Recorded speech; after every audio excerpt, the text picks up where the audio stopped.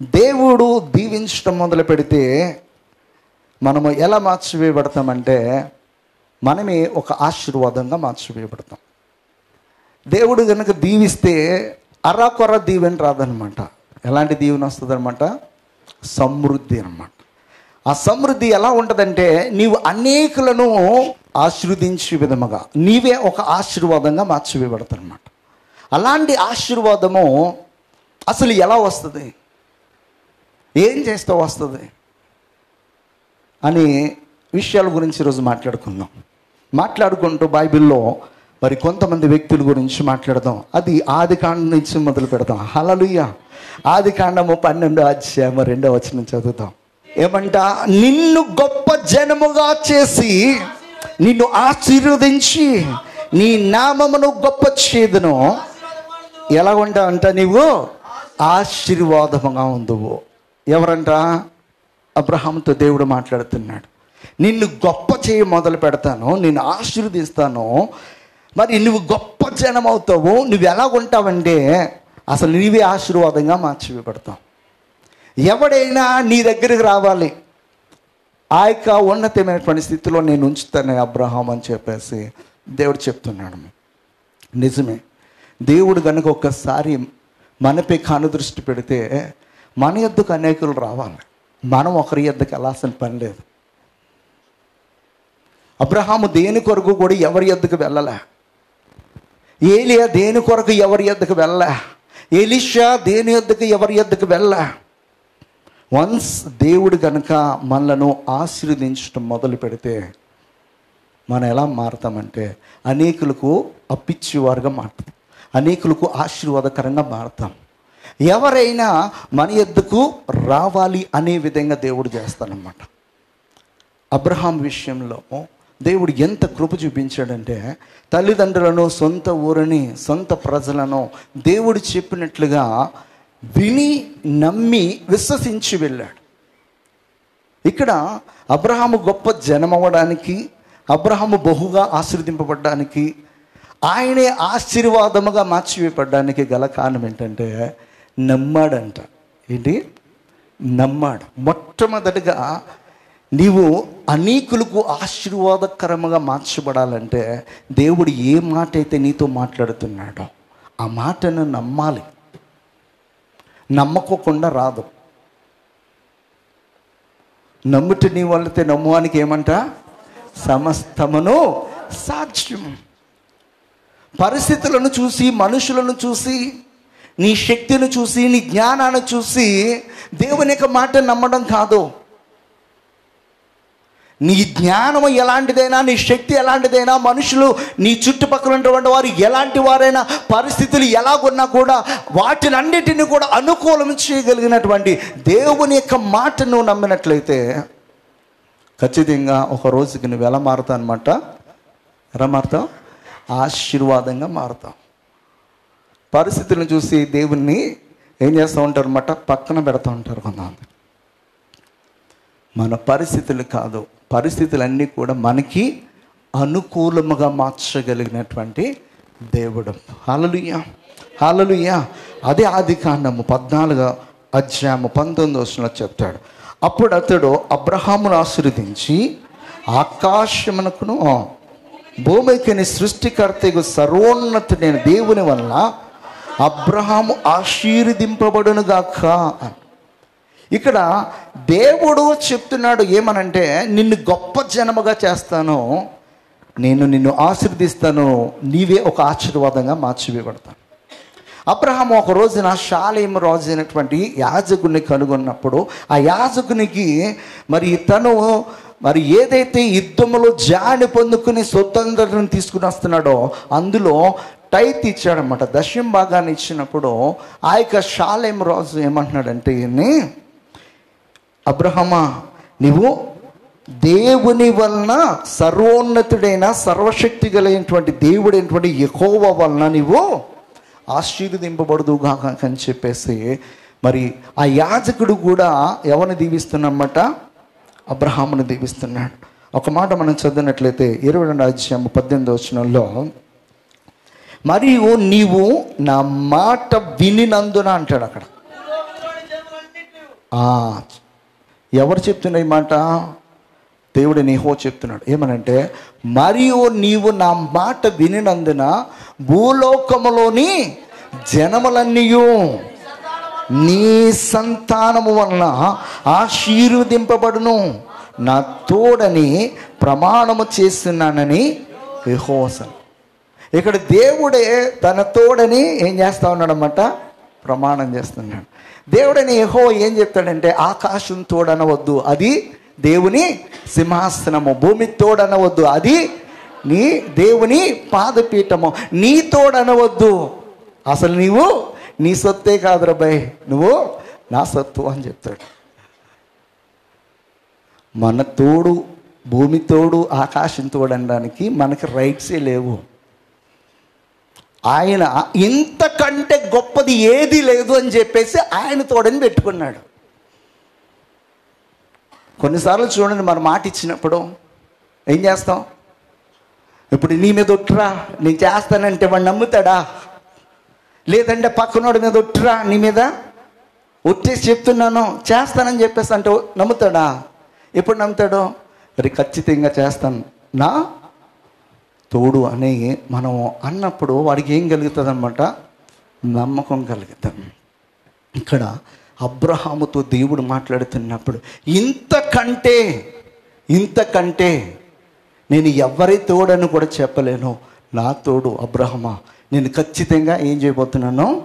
ఆశీర్వదించబోతున్నా, అనేకులకు ఆశీర్వాదకరముగా నీ జనం ఉండబోతున్నారని చెప్పేసి దేవాతి దేవుడు చెప్తున్నాడు అన్నమాట. ఆ మాటను విని ఆ మాట ప్రకారము జీవించాడు కనుకనే దేవుడు తనని ఆశీర్వదించడం జరిగింది. హల్లెలూయా. ఇదే హెబ్రీయులకు రాసిన పత్రికలో చెప్తాడు మరొకసారి ఈ మాట. 6:14 చెప్తాడు, తన తోడని ప్రమాణము చేసి నిశ్చయముగా నిన్ను ఆశీర్వదింతును, నిశ్చయముగా నిన్ను విస్తరింపచేతును అని చెప్పాను. దేవుడు తన తోడని అబ్రహాముకి చెప్పడానికి గల కారణం ఏంటంటే, అబ్రహాము దేవుడు ఏదైతే మాట చెప్పాడో ఆ మాటను ఏం చేశాడనమాట? విన్నాడు, విని నమ్మాడనమాట. మొట్టమొదటి ఫౌండేషన్ ఏంటంటే, మనం అనేకులకు ఆశీర్వాదకరంగా మార్చబడాలంటే ఖచ్చితంగా మనము వినాలి. వినిన మాట ఏముంచాలి అన్నమాట? నమ్మిక ఉంచాలి. అప్పుడే మనము ఖచ్చితంగా ఆశీర్వదింపబడతాం. రెండవదిగా మనం చూసినట్లయితే, దేవుడు సమస్తమైన మానవాళ్ళని పిలుస్తూ ఉన్నాడు. ఎందుకు పిలుస్తూ ఉన్నాడంటే, అందరినీ ఆశీర్వదించాలని చెప్పేసి ఆయన యొక్క ఆలోచన అన్నమాట. ఆయన యొక్క మెయిన్ ఇంటెన్షన్ ఏంటంటే, మనందరము కూడా ఆశీర్వదింపబడాలని, మనందరం కూడా ఆశీర్వదింపబడాలని. అబ్రహాముని దేవుడు పిలిచాడు. ఎక్కడి నుంచి పిలిచాడు? తన తండ్రి ఇంటి నుంచి పిలిచాడు. ఎందుకు పిలిచాడు? ఆశీర్వదించడానికే పిలిచాడు. అది పేతురు రాసిన పత్రికలో చెప్తాడు 3:9.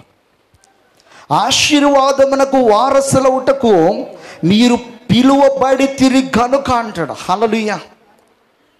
దేనికి వారసులు అవడానికి? ఆశీర్వాదం ఎవరన్నమాట? స్పిరిచువల్గా మనం అర్థం చేసుకుంటే ఆశీర్వాదం ఎవరన్నమాట? అబ్రహాము ద్వారా ఈ సమస్తమైనటువంటి జనములన్నిటినీ కూడా దేవుడు ఏం చేస్తున్నానని చెప్పాడు? ఆశీర్వదిస్తున్నానని చెప్పాడు. హల్లెలూయా. అయితే ఇక్కడ దేవాతి దేవుడు చెప్తున్నటువంటి మాట ఏంటంటే, అసలు నేను నిన్ను పిలిచింది ఎందుకంటే ఆశీర్వదించడానికి, నువ్వు అనేకులకు ఆశీర్వాదకరంగా ఉండటానికి. నిన్ను పిలిచేది ఎందుకంటే అనేకులకు పనికొచ్చే వాడిగా మార్చబడ్డానికి, అనేకులకు ఆశీర్వాదకరముగా మార్చబడ్డానికి, నిన్ను తలగా చేయడానికి దేవాతి దేవుడు పిలుస్తూ ఉన్నాడు. ఈరోజు దేవుని యొక్క వాక్యం వింటున్న మనందరూ కూడా గమనించాల్సింది ఏంటంటే, నీ శక్తిని కానీ జ్ఞానాన్ని కానీ దేన్ని కూడా చూడొద్దు.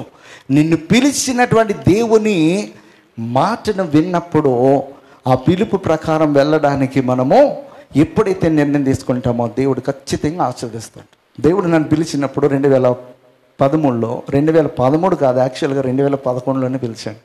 అయితే అప్పటి నుంచి ఎప్పటి వరకు కూడా నేను ఆగిపోయానంటే 2013 అక్టోబర్ నెల వరకు కూడా ఆగిపోయాను. అప్పటి వరకు ఆగిపోవడానికి గల కారణం ఏంటంటే, నేను జాబు, నా ఇల్లు, నేను ఎలా పోషింపబడాలి, వీటి కొరకే నేను ఆలోచన చేస్తాను.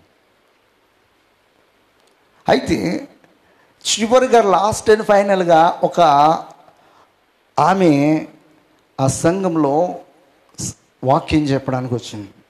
ఆమెకి ప్రవచన వరం ఉందన్నమాట, ఒక ప్రాఫిట్ అనుకోవచ్చు అనమాట.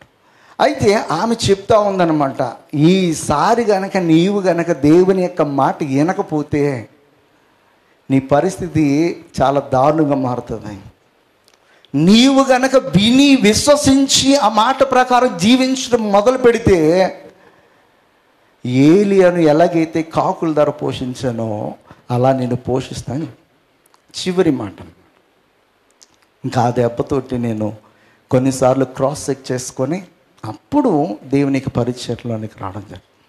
నేను నిజం చెప్తున్నాను, 2013 నుంచి ఇప్పటి వరకు కూడా ఈ బెంగళూరు ప్రాంతంలో నేను పరిచర్య ఇలా సంఘం ఉన్నా లేకపోయినా, కోవిడ్ టైంలో అసలు సండే సభ అనేది జరిగినా జరగకపోయినా, మనుషులు ఉన్నా లేకపోయినా, మొట్టమొదటగా వచ్చినటువంటి వారందరూ కూడా వెళ్ళిపోయినా, ఈనాటి వరకు కూడా నాకు ఈ నెల కష్టమైపోయింది, నాకు ఎవరైనా కొంచెం అప్పు ఇవ్వండి అని చెప్పేసి ఎవరిని ఎప్పుడు కూడా అడగలేదు. నేను ఈ 10 సంవత్సరాల కాలంలో నేను ఎప్పుడు అడగల. ఇప్పటికి కూడా నా ఫ్రెండ్స్ అడుగుతారు, ఏమన్నా తెలుసా, బెంగళూరులో జాబ్ లేకుండా పరిచర్య చేస్తూ ఎలాగుంటున్నావు నువ్వు అని చెప్పి, కాస్ట్ ఆఫ్ లివింగ్ ఎక్కువ అని చెప్పేసి మా ఫ్రెండ్స్ అందరూ కూడా నాతో పాటు వర్క్ చేస్తున్నప్పుడు హైదరాబాద్కి మూవ్ అయిపోయారు. దేవుడు చెప్పిన మాట ప్రకారం మేము ఇక్కడ ఉండిపోవడానికి ఇద్దరం నిర్ణయం తీసుకుని ఉన్నప్పుడు దేవుడు అంచెలంచెలుగా ఒక్కొక్క విషయంలో ఆస్వాదిస్తూ వస్తున్నాడు.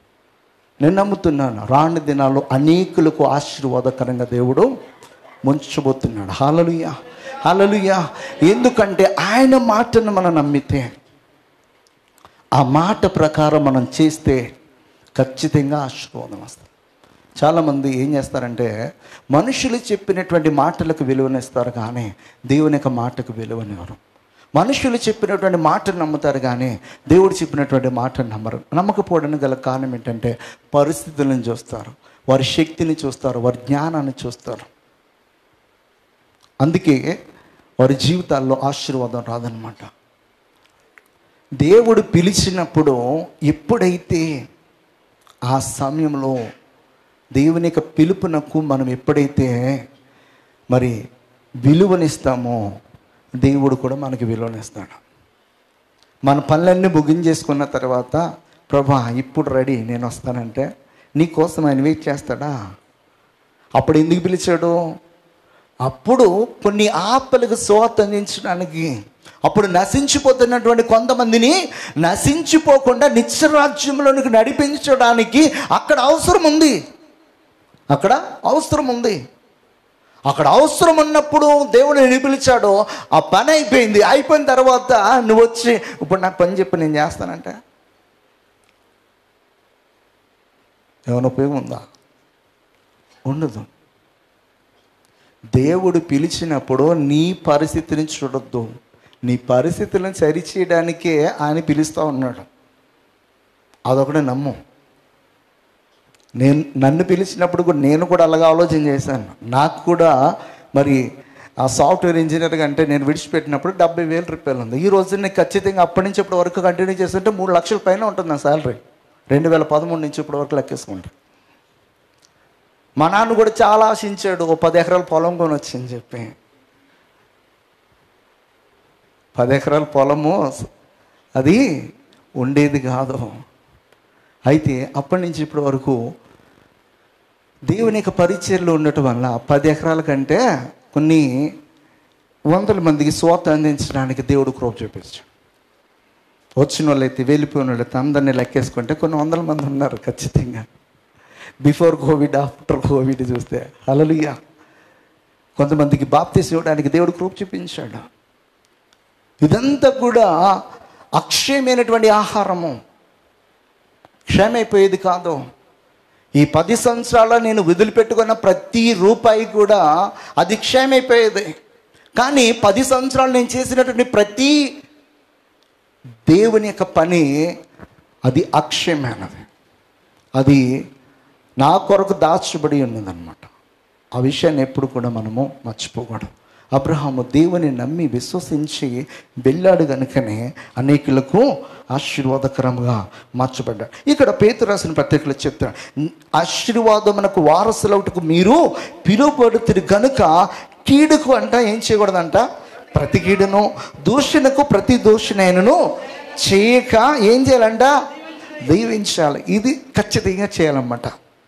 దేవుడు పిలిచాడు.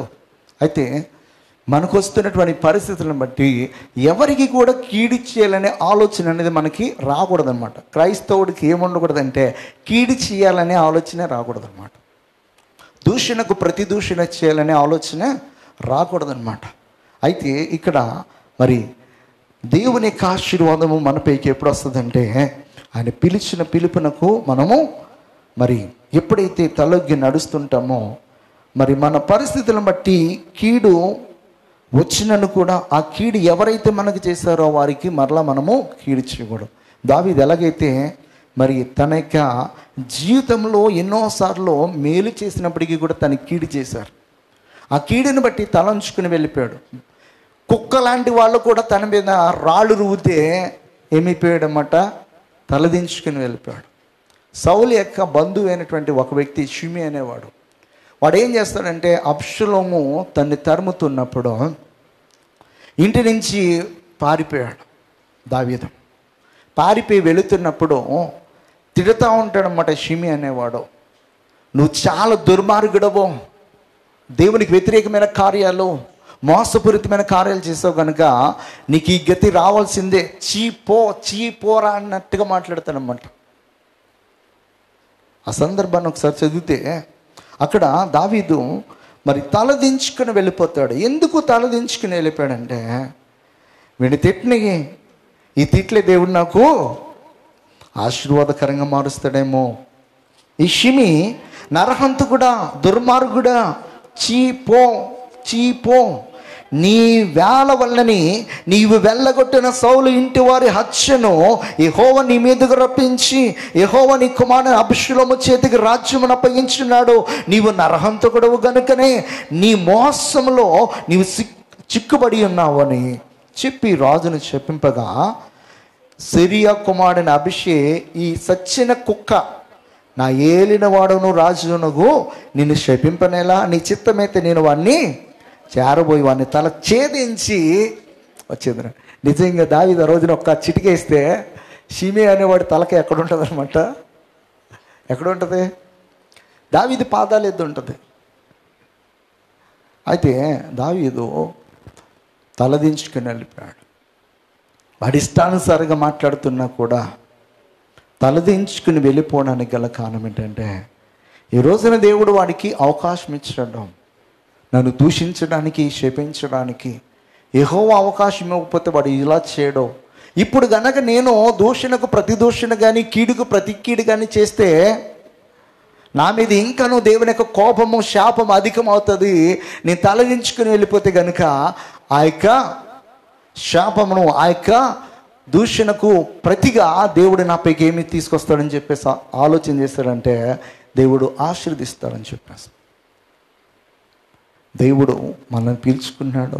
కొన్నిసార్లు తెలుసు తెలియక ఏదైనా తప్పిదం చేసినప్పుడు మనం చేసినటువంటి తప్పిదాలను బట్టి ఎవరైనా మనల్ని దూషిస్తున్నా, శపిస్తున్నా, మనకు నోరు ఉంది కదని చెప్పేసి దూషణకు ప్రతి దూషణ కానీ కీడుకు ప్రతి కీడు కానీ చేసే వారము వండుకోకుండా సైలెంట్గా ఎప్పుడైతే మనం వెళ్తామో ఆ సైలెన్సే మన జీవితంలో చాలా చాలా మేలు చేసేదిగా మార్చబడుతుంది.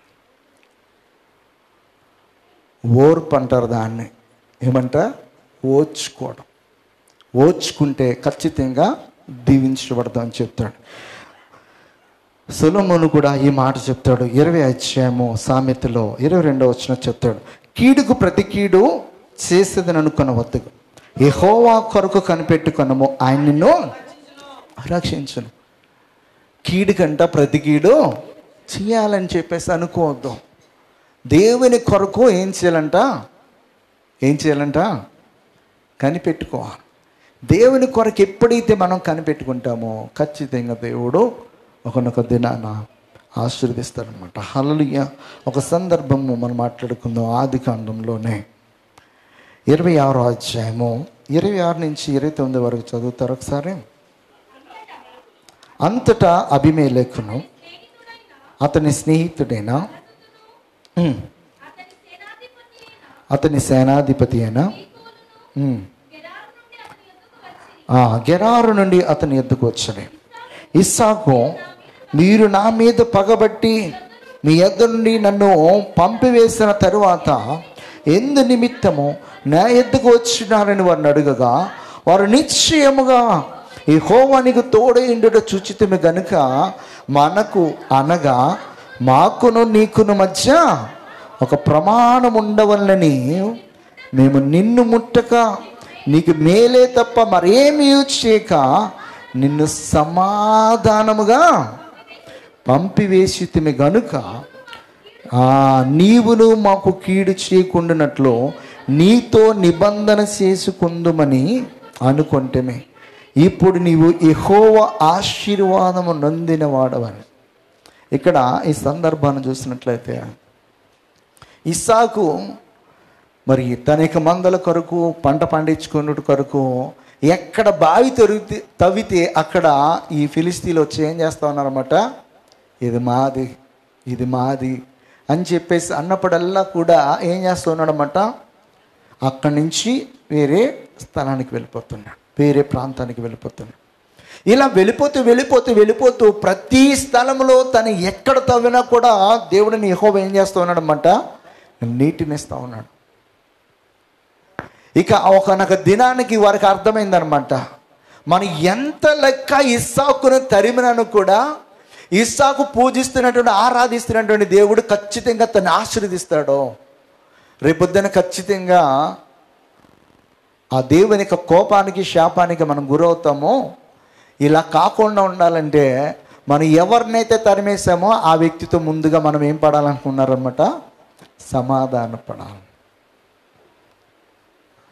ఒక మనుష్యుడు ఎప్పుడు కూడా ఒక మనిషిని వల్ల చెడిపోడు, కానీ వాడి క్రియల వలన వాడి చెడిపోతాడు. మనల్ని చెడపాలని ఎవరు చూసినాను కూడా మనము దేవుని మీద ఆనుకుని దేవుని కొరకు కనిపెట్టుకుని వెళుతున్నప్పుడు మనం చెడపాలని చూస్తున్నటువంటి వారు చెడిపోతారేమో, కానీ మనము చెడిపోం. బైబిల్ గ్రంథంలో ఎన్నో సందర్భాలు ఉన్నాయి. ఇస్సాకు తవ్విన ప్రతి చోట కూడా దేవుడిని యెహోవా తను ఆశీర్వదించాడు, నీళ్ళనిచ్చాడు. అయితే ఇది మా భూభాగము, మా నీళ్ళు, నువ్వెవడవు వీటిని అనుభవించడానికి అని చెప్పేసి ఇస్సాకును తరుముతుంటే వెళ్ళిపోతా ఉన్నాడు. నిజంగా చెప్పాలంటే తన తండ్రి అయినటువంటి అబ్రహాము తవ్వినటువంటి బావులు కూడా వాళ్ళు ఇవి మావన్నారు పూర్తి చేసి. అలాగ చేసినప్పటికీ కూడా దేవుని కొరకు కనిపెట్టుకుని ఉన్నాడు కనుక తను ఎక్కడికి వెళ్తే అక్కడికి ఏమొచ్చిందనమాట, దేవుని ఆశీర్వాదం వచ్చింది. మనం దేవుని కొరకు కనిపెట్టుకుని ఉంటే ఖచ్చితంగా దేవుని యొక్క ఆశీర్వాదము పొందుకుంటాము. కీడుకి ప్రతి కీడు చెయ్యాలని చెప్పేసి మనకి ఆ తలంపే రాకూడదనమాట. దావీదు భక్తుడు అంటాడు 37వ అధ్యాయము 34వ వచనం, యెహోవా కొరకు కనిపెట్టుకొని ఉండుము, ఆయన మార్గమును అనుసరించుము, భూమిని స్వతంత్రించుకున్నట్లు ఆయన నిన్ను హెచ్చించును, భక్తిహీన నిర్మూలము కాగా నీవు చూసేదవా. యెహోవా కొరకు ఏం చేయాలంట, కనిపెట్టుకుని ఉండాలి. ఆయన మార్గమును ఏం చేయాలంట, అనుసరించాలంట. అప్పుడు భూమిని మనము స్వతంత్రించుకుంటాం. ఈ బెంగళూరు ప్రాంతానికి ఏమీ లేకుండా వచ్చినా కూడా ఒక రోజుకి ఏమవుతాం అనమాట, ఇక్కడ ల్యాండ్ లార్డ్ అవుతావు. ఖచ్చితంగా దేవుడు ఆశీర్వదిస్తాడు. ఎందుకంటే సర్వభూమి ఆయనది. ఆయన మన కొరకు శ్రేష్టమైన దాన్ని ఏం చేస్తాడనమాట, సిద్ధం చేస్తాడు. హల్లెలూయా. యెషయా భక్తుడు అంటాడు 1వ అధ్యాయంలో అంటాడు, 1వ అధ్యాయము 19వ మాటలు అంటాడు, మీరు సమ్మతించి నా మాట వినిన ఎడలా మీరు భూమి యొక్క మంచి పదార్థములను సమ్మతించి నా మాట వినిన ఎడలా, అది దీనిని ఎడల మనము ఖచ్చితంగా ఆశీర్వదింపబడతాం. హల్లెలూయా, హల్లెలూయా. దేవుడు మనల్ని ఎందుకు పిలుస్తున్నాడన్నమాట? ఎందుకు పిలుస్తున్నాడో ఆశీర్వదించటానికే. యాకోబు తన 12 మంది కుమారులను తను మరి చనిపోయే ముందర ఒక్కొక్కరిని పిలిచి ఎలాగైతే ఆశీర్వదిస్తూ వచ్చాడో అలాగే దేవుడు మనల్ని కూడా పిలిచేది ఎందుకంటే ఆశీర్వదించడానికి. అయితే మరి యేసేపులాగా రెండంతల ఆశీర్వాదాన్ని పొందుకునే పరిశుద్ధ జీవితాన్ని కలిగి ఉంటే డబుల్ పోర్షన్ వస్తుంది అన్నమాట. అయితే తండ్రి యొక్క మాటను ధిక్కరించి తండ్రి చెప్పినట్లుగా చేయకుండా వారి శరీర వాంఛను నెరవేర్చుకోవడానికి యాకోబు కుమారులు కొంతమంది చాలా చాలా దుర్మార్గ పనులు చేస్తారన్నమాట. అందుకే అది యాకోబుకు తెలుసు కనుక ఎవరిని ఎలా ఆశీర్వదించాలో అలాగా ఆశీర్వదించాడు. అర్థమైందా? ఇక్కడ కూర్చున్న వాళ్ళు అనుకోవచ్చు, దేవుడు నిజంగా పిలిచాడు కదా అందరిని ఒకేలాగా ఆశీర్వదించాలంటే. ఒకేలాంటి నమ్మిక, ఒకేలాంటి విధేయత, ఒకేలాంటి పరిశుద్ధత, ఒకేలాంటి భక్తి ఉంటే అందరికీ ఒకే రకం వస్తుంది. మన కడుపుని బట్టే కదా భోజనము తింటాం.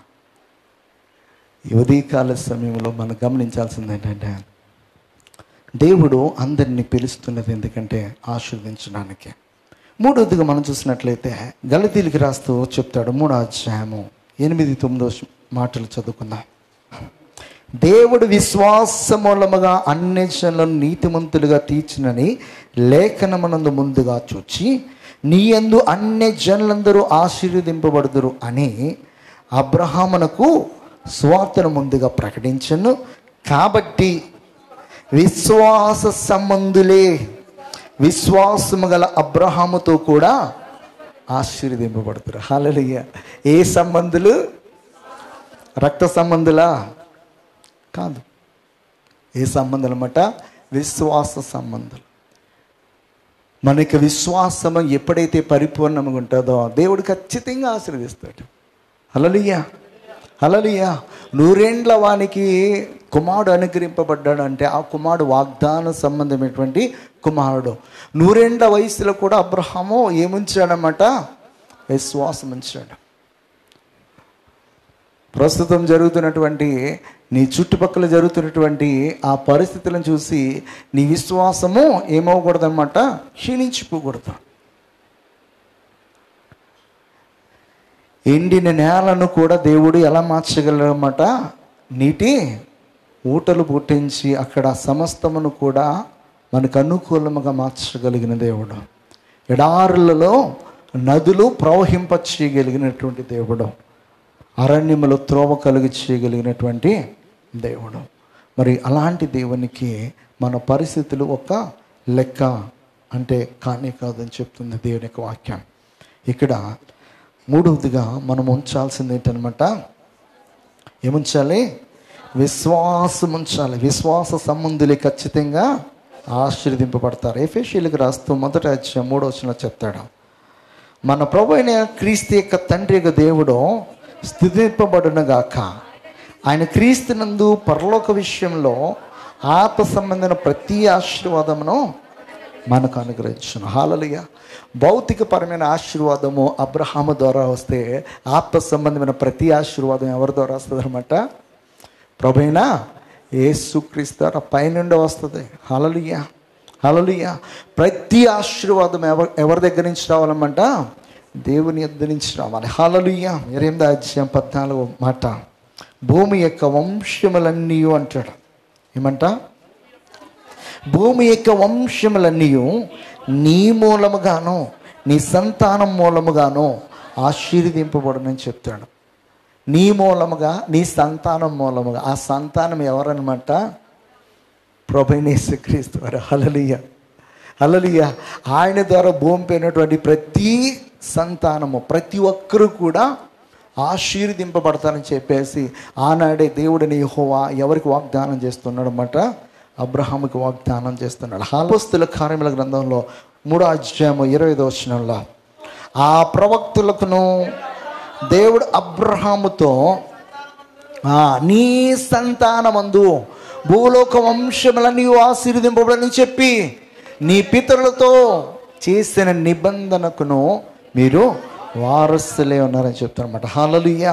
ఆ ప్రవక్తలందరికీ కూడా చెప్పాడంట దేవుడు. ఏమనంటే అబ్రహాముతో నీ సంతానమందు భూలోకములో వంశములన్నీ కూడా ఆశీర్వదింపబడతాయి. హల్లెలూయా, హల్లెలూయా.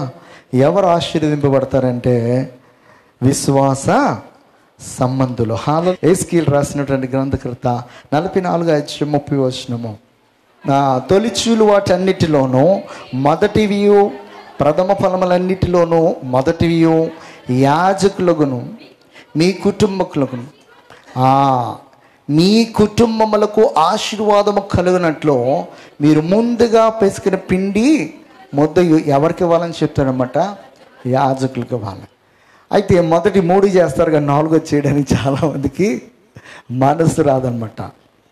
ఎందుకు ఈ మాట చెప్తున్నానంటే చాలామంది ఆశీర్వదింపబడతారు కానీ ఆశీర్వాదము ఇంకా మల్టిప్లై అనేకులకు ఆశీర్వాదకరంగా మార్చబడలేకపోవడానికి గల కారణం ఏంటంటే ఈ 4 చేయరు. ఏది మాట్లాడితే ఏమంటారంటే అది ధర్మశాస్త్రం అంటారు. ఇప్పటి వరకు మాట్లాడుకున్న ధర్మశాస్త్రంలో కాకుండా బయటది ఒకటి చెప్పండి. బైబిల్ అంతా కూడా ధర్మశాస్త్రమే. సరిగ్గా అర్థం చేసుకుంటే మొదటి 5 ఖండాల్లో నుంచే మొత్తం అన్నీ వచ్చినాయి. అవి లేకుండా ఏం రాలా. ఆ 5 ఖండాలలో ఆ ధర్మశాస్త్రంలో ఏదైతే ఉందో దానినే నెరవేర్చాడు యేసయ్య. అవునా? ఆయన నోటితోటి ఏమన్నాడో, ధర్మశాస్త్రము నెరవేర్చడానికి నేను వచ్చాను కానీ దాన్ని కొట్టివేయడానికి రాలా. ఇప్పుడంతా కూడా కృపాకాలం. ఈ కృపాకాలం మీదకి రావాలంటే ఆ ధర్మశాస్త్రం అని ఏదైతే నీతిని గురించి, భక్తిని గురించి, విశ్వాసముని గురించి ఏదైతే రాయబడినదో దాని ప్రకారం మనం జీవించినప్పుడే మన కుటుంబాలు నిత్యము ఆశీర్వాదకరంగా ఉండాలంటే దేవుడు చెప్పినట్లుగా మనము దేవుడు చెప్పింది ఏదైతే ఉందో దాన్ని చేసేవారం ఉండాలి. ప్రభువైన యేసుక్రీస్తు వారు చెప్పారు ఏమనంటే, మీరు పుదీనాలోను జీలకర్రలోను 10వ వంతు ఇస్తారు కానీ అసలు దేవుడు ఏదైతే చెప్పాడో దాన్ని మీరు నిరర్ధకం చేస్తున్నారు అంటాడు. ఏమనంటే మీ తల్లిదండ్రులను సన్మానించండి, మీ తల్లిదండ్రులను గౌరవించండి. అయితే అక్కడ కింద మాట చెప్తాడు ఏమనంటే వాటిని మానక వీటిని చేయవని. అంటే అక్కడ ఏ మానొద్దని చెప్తున్నాడు ఆయన? ఏం మానొద్దని చెప్తున్నాడు? అది మానొద్దయ్యా, మీరు అది చేయాలి ఇది చేయాలని చెప్తున్నాడు. నువ్వు అనేకులకు ఆశీర్వాదకరంగా నువ్వు ఎప్పుడు మార్చబడతావంటే నువ్వు ఫలించిన కొలది, అభివృద్ధి చెందిన కొలది దేవుడు చెప్పినట్లుగా నువ్వు ఎప్పుడైతే చేస్తుంటావో. ఇక్కడ చదవండి ఒకసారి. అయ్యో వేషధారులైన శాస్త్రులారా, పరిచయులారా, మీరు పుదీనాలోను సోపులోను జీలకర్రలోను 10వ వంతు చెల్లించి ధర్మశాస్త్రంలో ప్రధానమైన విషయములను అనగా కిందకి న్యాయమును కనికరమును విశ్వాసమును విడిచిపెట్టితిరి, వాటిని మానక వీటిని కూడా చేయమని చెప్తాడు. వాటిని మానొద్దు, వీటిని చేయమని చెప్తాడు. అయితే మనము వాటిని మర్చిపోతాం, వీటిని మర్చిపోతాం. ఎలాగ అనేకులు ఆశీర్వాదకరంగా మార్చిపెడతాము. నేను ఎందుకు ఈ మాట చెప్తానంటే ఖచ్చితంగా మనం చేయాలి. నేను మొదటి రోజు నుంచి ఈ రోజు వరకు కూడా దేవుడు నాకు ఇచ్చిన దాంట్లో ప్రథమ ఫలం తీశాను. దేవుడు నాకు ఇచ్చిన దాంట్లో దశంభాగం ప్రతి నెల దశంభాగం కంటే ఎక్కువ 20% నేను చేస్తాను. దశంభాగం తీసి సేవకులకి ఇస్తాను. మిగతాదేమో ఎవరైతే నీడి ఉన్నారో ప్రతి నెల తక్కువ కాకుండా ఓపెన్గా చెప్తున్నాను, మినిమం 5,000 to 6,000 నీడీ పీపుల్కి ప్రతి నెల నేను సహాయం చేస్తూ ఉంటాను. ఆ రోజు నుంచి ఈ రోజు వరకు నేను అలా ఉన్నాను కనుకనే దేవుడు నా ప్రతి అవసరతను ఏం చేస్తూ వచ్చాడన్నమాట, తీరుస్తూ వచ్చాడు. మనం పిసినారుగా అలాగే గుప్పలు బిగబెట్టినంత కాలమో నీవుగానే సంతోషిస్తావు. నీవు అనేకులకు సంతోషకరంగా, నీవు అనేకులకు దీవెనకరంగా ఎప్పుడు మార్చబడతావంటే దేవుడు చెప్పినట్లుగా నువ్వు చేసినప్పుడే. అది ధర్మశాస్త్రంలోది కాదు, ధర్మశాస్త్రం ముందుంది, ధర్మశాస్త్రంలో ఉంది, ధర్మశాస్త్రం తరువాత కూడా ఉంది. నేను ధర్మశాస్త్రం తరువాత కూడా చెప్పాను. ఇక్కడ ధర్మశాస్త్రంకు ముందు ఎప్పుడంటే అబ్రహాము ఎవరికి ఇచ్చాడో ఇందాక చదువుకున్నాం మనము. మెల్కీసెదెకు, షాలేము రాజు అయినటువంటి యాజకుడైనటువంటి మెల్కీసెదెకు ధర్మశాస్త్రం మనకు ముందుగానే దశంభాగం చెల్లించాడు. అందుకనే అబ్రహాం అనేకులకు ఆశీర్వాదకరం ఉన్నాడు. పిసినారధనం ఉంటే అలాగే ఉండిపోతుంది, నాకేం లేదు. హల్లెలూయా, హల్లెలూయా. దాచుకున్నంత కాలము నీవు దరిద్రతను అనుభవిస్తావు కానీ ఆశీర్వదింపబడవు. ఎలా ఆశీర్వదింపబడవు అంటే అనేకులకు ఆశీర్వాదకరంగా మార్చివేయబడవు. ఏదో వస్తుంది, తింటావు, అనుభవిస్తావు అంతే. నువ్వు అనేకులకు ఆశీర్వాదకరంగా మార్చివేయబడాలంటే దేవుడు చెప్పినట్లుగా మనము చేయాలి. నిర్గమకాండము 13:2 చెప్తాడు. ఇశ్రాయేలులో మనుషులకియు పశువులకియు ప్రథమ సంతతి అనగా ప్రతి తొలిచూలు పిల్లియు నాకు ప్రతిష్ఠించుము, అది నాదని చెప్పాను. ఎందుకు నాదని చెప్తున్నాడంటే ఐగుప్తు దేశంలో మరి దేవుని యొక్క ఉగ్రత ఆ దేశం అంతటి పైకి వచ్చినప్పుడు ప్రతి తొలిచూలు, అది మనుషుల పశువులు అందరూ కూడా నాశనం అయిపోవాలని చెప్పేసి దేవుడు తీర్మానించాడు. దేవుడు తీర్మానిస్తే ఐగుప్తు దేశంలో 430 సంవత్సరాలు ఉన్నప్పుడు వీరు కూడా ఐగుప్తీయులే, అవునా కదా. మనం 10 సంవత్సరాలు అమెరికాలో ఉంటే మేము కూడా అమెరికన్స్ అని చెప్పుకోవట్లే, గ్రీన్ కార్డు హోల్డర్స్ కింద. మరి వీళ్ళు 430 సంవత్సరాలు ఉంటే వీళ్ళెవరు ఇక్కడ? ఐగుప్తులే. ఐగుప్తు దేశం అంతటిపైకి దేవుని యొక్క ఉగ్రత వస్తుంది, ప్రతి తొలిచూలు కూడా చనిపోతుంది అని చెప్పేసి దేవుడు చెప్తే అప్పుడు బల్బెలిగింది ఎవరికి? మోషేకి. మరి ప్రతి తొలిచూలు అంటే ఇక్కడ ఈ 12 ట్రైబ్స్లో ఉన్నటువంటి మరి ఇశ్రాయేలు అందరిపైకి కూడా దేవుని యొక్క ఉగ్రత వస్తుంది కదా ప్రభువా, దీన్ని ఎలా తప్పించుకోవాలని చెప్పేసి దేవుని సన్నిధిలో ప్రార్థన చేస్తే దేవుడు ఒక మార్గాన్ని చూపించాడు. ఏమనంటే పస్కా పండుగను ఆచరించండి, ఆ గొర్రె పిల్ల యొక్క రక్తాన్ని మీ ద్వారబంధములకు పూయండి, అప్పుడు ఆ సంహార దూత లోనికి రాకుండా నేను చూసుకుంటానని చెప్పాడు అన్నమాట. అలాగ వీరందరూ కూడా కాపాడబడ్డారు. వీళ్ళలో ప్రథమ సంతతి చనిపోలే, వీళ్ళ యొక్క పశువుల్లో మొట్టమొదటికి పుట్టినటువంటి ఏ పశువు కూడా చనిపోలే. అప్పుడు చెప్పాడన్నమాట దేవుడు, ఇక ముందు మీకు పుట్టే పిల్లలు కావచ్చు, మీ పశువుల మందులకు పుట్టే ప్రతి తొలిచూలు కావచ్చు, అది నాది, నాకు ప్రతిష్ఠించాలని చెప్తాడు. ఇప్పటికీ మా సంఘాలు మేము చేస్తాం. ఎవరైనా పిల్లలు పుడితే తీసుకుని వెళ్ళి దేవుని సన్నిధిలో నెలల్లో ఉండగానే అక్కడ ఏం చేస్తామంటే పాట పెడతామన్నమాట. వేలం పెట్టి కొన్ని వేల రూపాయలకి పాడిన తర్వాత ఆ వెల యాజకుడికి ఇచ్చేసి మా బిడ్డని మేము తెచ్చుకుంటాను అనమాట. ఇది ఇప్పటికీ చేస్తాను. మా ఇంట్లో నన్ను చేశారు, మా అన్నను చేశారు, మాకు పుట్టినటువంటి మా అన్నకు పుట్టినటువంటి 2 బిడ్డలు ఏంటి, మా తమ్ముళ్ళు, మా అన్నయ్యలు అందరి పిల్లల్ని కూడా మేము అలాగే ఏం చేస్తామంటే దేవుని సన్నిధిలో వేలం వేసి ఆ డబ్బులు ఏం చేస్తామంటే ఇన్ని వేలని చెప్పి మైండ్లో ఫిక్స్ చేసుకుంటాము. దేవుని పట్ల రూపాయిని మొదలు పెడతారు, ఇక మా మీద కసున్న వాళ్ళు ఎక్కువ పాడతారన్నమాట అనుకున్న దానికంటే. అయితే కొన్నిసార్లు అంత పే చేయగలిగితే పే చేస్తాం, లేదంటే మేము ముందు ఎంత అనుకున్నామో దాని మీద కొంచెం ఎక్స్ట్రా పే చేసి ఇచ్చేస్తాం. అది దేవుడు ఏంటి యెహోవా ఎందుకు చెప్పాడంటే అది ప్రథమ ఫలము నాది అని చెప్తున్నాడు అనమాట. అది చాలా సంఘాల్లో ఇప్పటికి కూడా చేస్తారన్నమాట. హల్లెలూయా.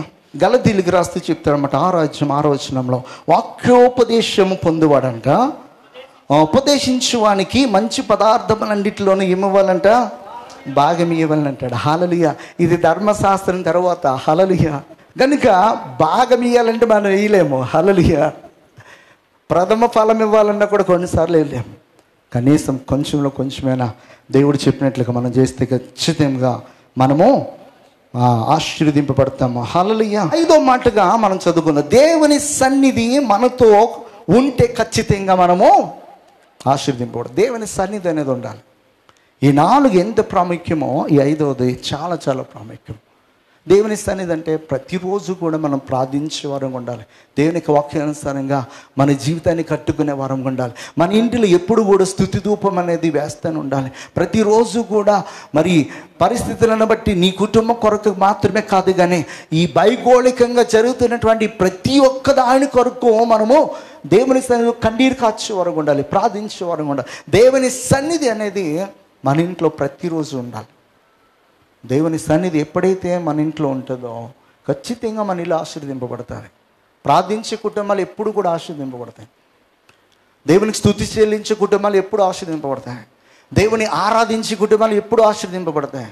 దేవునికి వాక్యానుసారంగా జీవించే కుటుంబాలు ఖచ్చితంగా ఆశీర్వదింపబడతాయి.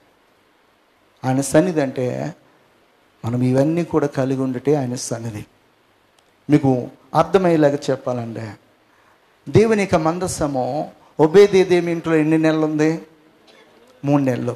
అంతకుముందు ఎవరింట్లో ఉంది? కిరియతారీంలో మనం చదివాం కదా, మొదటి సమూయేలు గ్రంథంలో చదివాం కదా, 7వ అధ్యాయంలో.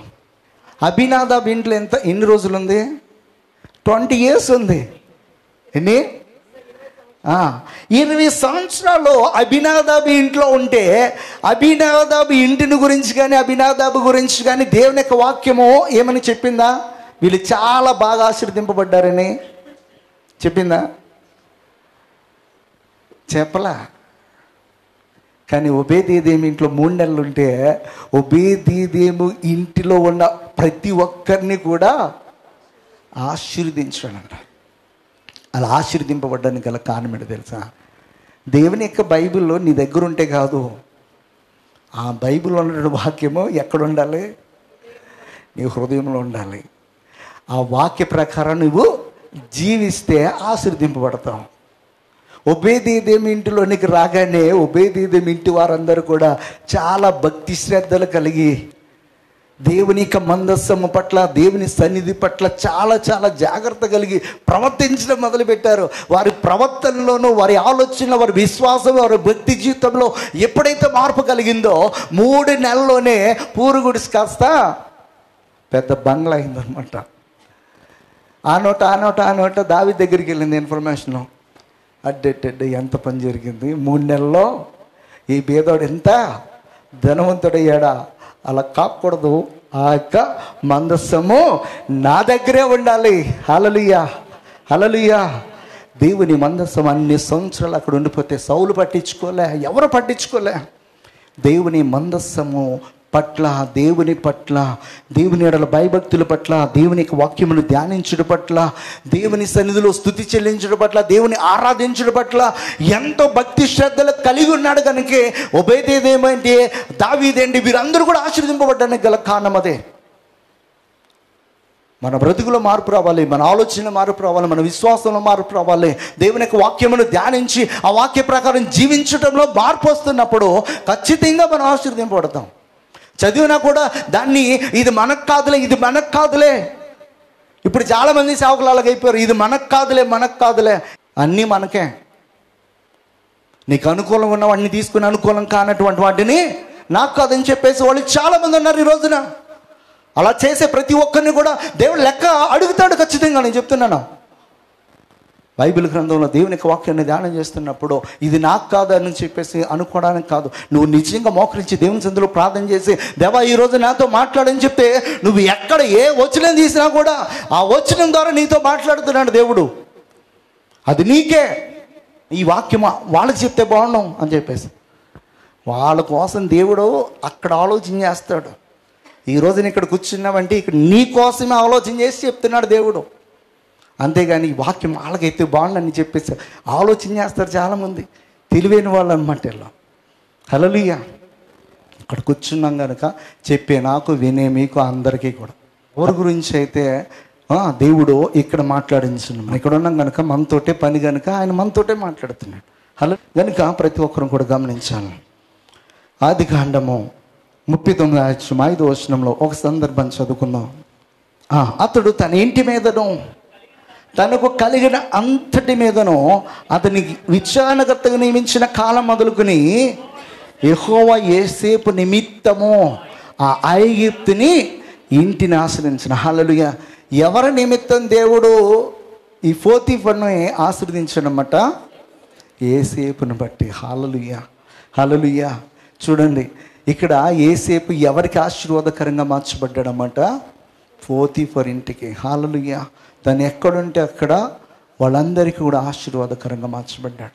ఎందుకు అంత ఆశీర్వాదకరంగా మార్చబడ్డాడంటే, యోసేపు యొక్క జీవితాన్ని చూసినట్లయితే ప్రేమ కలిగిన వాడుగున్నాడు, క్షమించే హృదయం కలిగిన వాడుగున్నాడు.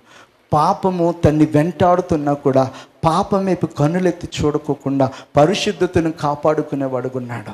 దేవుడు తనకు చూపించినటువంటి దర్శనము నెరవేర్చేంత వరకు కూడా తను బాధింపబడుతున్నప్పుడు, హింసింపబడుతున్నప్పుడు, ఇనుమతిని బాధిస్తున్నప్పుడు దేవుడు తనకు చూపించినటువంటి దర్శనం ఖచ్చితంగా నెరవేర్చు దేవుడు అని చెప్పేసి ఆ దేవుని యొక్క దర్శనములను నమ్మి విశ్వసించి ఆ సమయం కొరకు కనిపెట్టేవాడుగున్నాడు. హల్లెలూయా.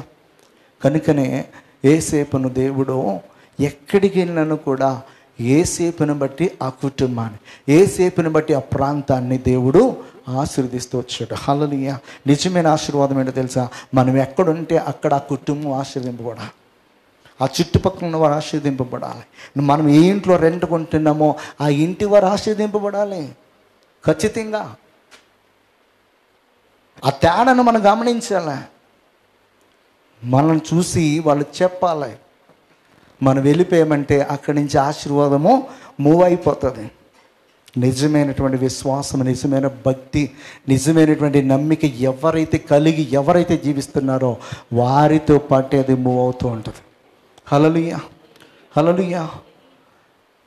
అలాంటి మరి నమ్మిక, అలాంటి విశ్వాసము, అలాంటి దేవుని సన్నిధి, మరి అలాగే దేవుడు మనకిచ్చిన దాంట్లో దేవుని సన్నిధికి తీసుకుని వచ్చే దాంట్లో మరి దొంగలు వండుకోకుండా మరి అన్ని విషయాల్లో కూడా దేవుడు పిలిచినప్పుడు మరి నమ్మి విశ్వసించి వెళ్ళేవారముగా ఎప్పుడైతే మనం ఉంటామో ఖచ్చితంగా దేవుని యొక్క మరి ఆశీర్వాదము మనపైకి వచ్చుట మాత్రమే కాదు, కానీ మనము అనేకులకు ఆశీర్వాదకరముగా ఉంటాము. హల్లెలూయా.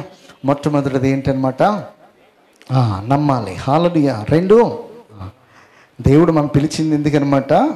ఆశీర్వదించడానికి పిలిచాడు కనుక మరి కీడుకు ప్రతి కీడు కనుక మనము చీకోకుండా ఉండాలి. మూడోది ఏంటనమాట? విశ్వాసము కలిగి ఉండాలి. నాలుగు ఏంటనమాట? మొదటిది మనము దేవుని సన్నిధికి తీసుకుని వచ్చేవాళ్ళగా ఉండాలి. హల్లెలూయా. నాలుగు, దేవుని సన్నిధి మనము ఖచ్చితంగా అందరూ కూడా కలిగి ఉంటే దేవుని యొక్క ఆశీర్వాదం మనపైకి రావడం మాత్రమే కాదు, కానీ మనం అనేకులకు ఆశీర్వాదకరముగా మార్చివేయబడతాము. దేవుడు అటువంటి కృప మనందరికీ అనుగ్రహించును గాక. ఆమేన్.